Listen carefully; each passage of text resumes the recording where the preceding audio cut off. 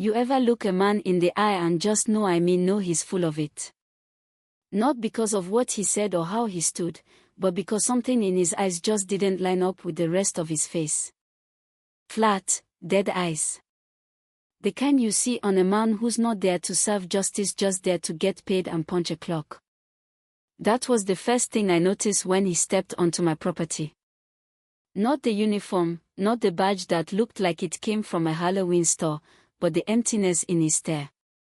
Said he was with Federal Wildlife, had a warrant, and motioned for his little crew to start spreading out across my gravel driveway like they owned the place.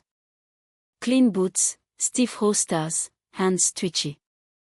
I've seen real soldiers, this weren't it. This was theater. Bad theater. I kept calm. 20 years in the Army Rangers teaches you that how to stay quiet when you want to rage, how to breathe slow when your blood's already boiling. I didn't want a scene. Not here. Not with the boys inside.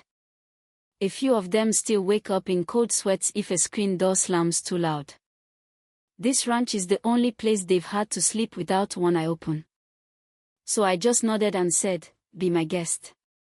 They headed straight for the barn. I didn't flinch because I already knew what they'd find. And sure enough, a minute later, one of them comes out holding a clear plastic bag like he just cracked the case of the century.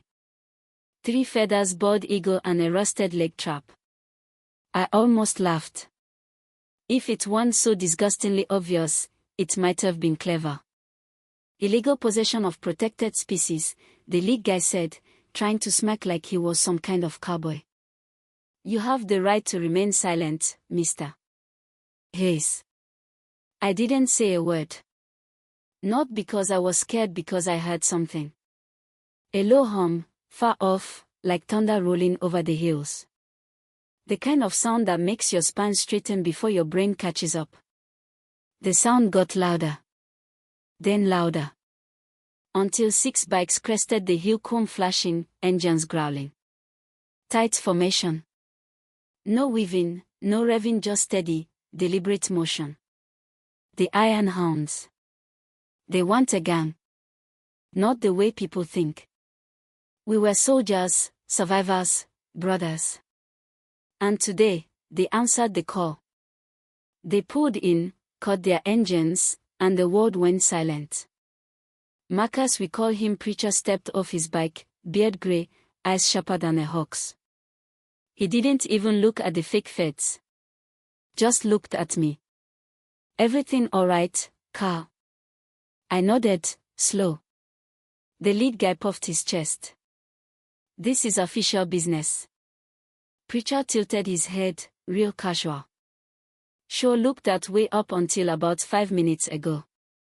And just like that, the house of cards fell. They backed off, fast, the way people do when they realize their bluff's been called in front of the wrong crowd. Doors kicked up behind their SUVs as they drove away. I stood there, letting the silence settle. I could have gone inside. But Preacher stayed, his eyes still on the barn. "They planted it," I said. "I know," he replied. "But who sent them?" That question hung in the air like smoke. See, this ranch, Haven Ranch, it wasn't just land. It was a promise. Built for guys like me, for the ones who made it home but didn't quite make it back. We grew food, fix engines, sit around the fire without needing to talk. No therapy buzzwords, no pity, just peace. And someone was trying to rip that away. The motive wasn't subtle. This wasn't about feathers. It was about dirt. Our land. A development company had been eyeing this place for months. Summit Creek Estates.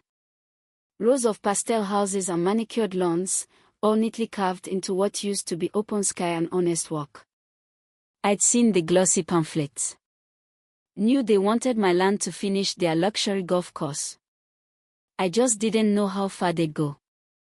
That changed the day Evelyn Reed showed up. HOA president.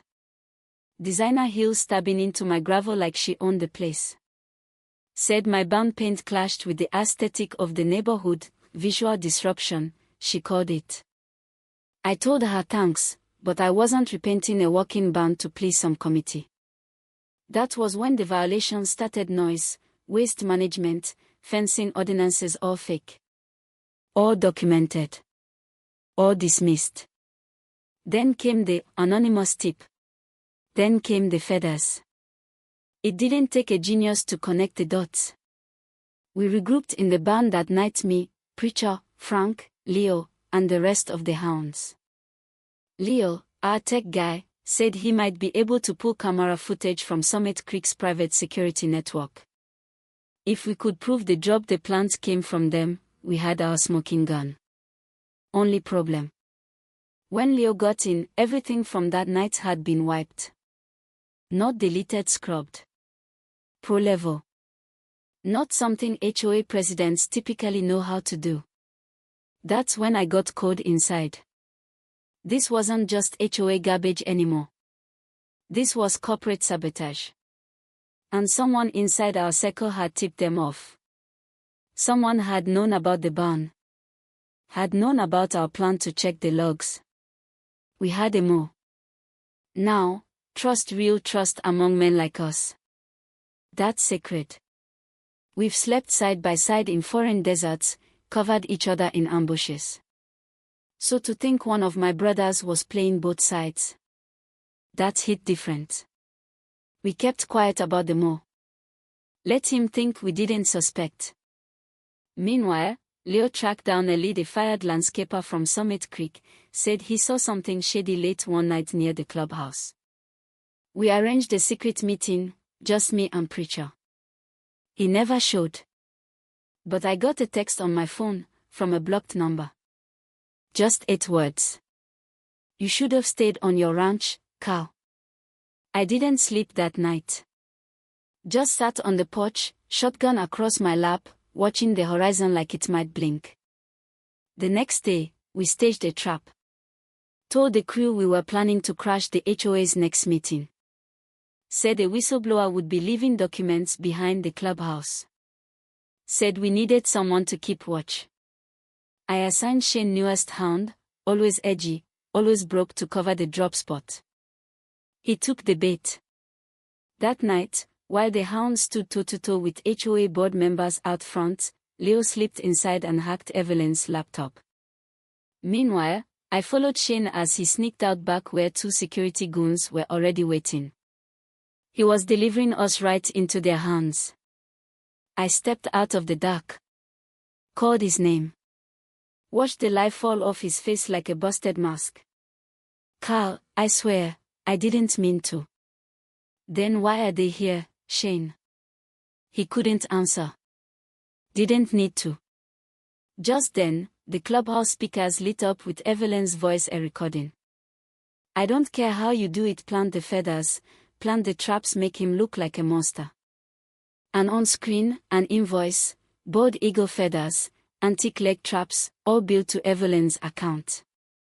The HOA crowd lost it. Cops rode up 10 minutes later.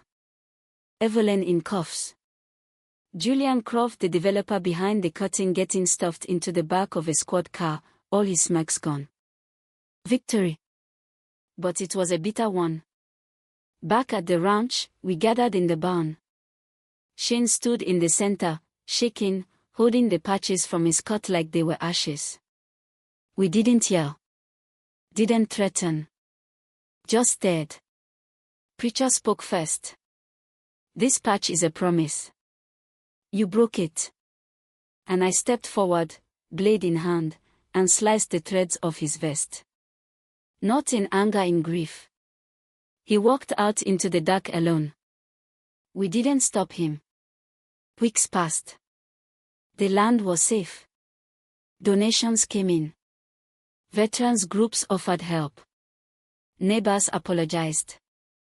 But I still sit on this porch some mornings, coffee in hand, wondering, was justice really served? Or did we just win one round in a longer war? I don't know.